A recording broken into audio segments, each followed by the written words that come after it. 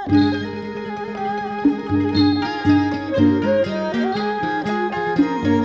ពិតទូព្រះបង្គំលើកខាត់ប្រណំ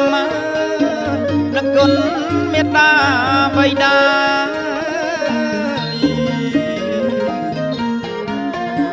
บ่ពិតទូព្រះបង្គំលើកខាត់ប្រណំនឹកគុណមេត្តាបិតា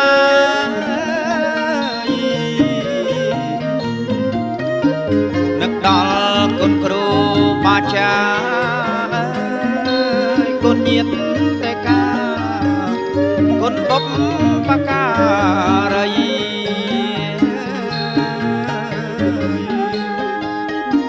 នឹកដល់គុណ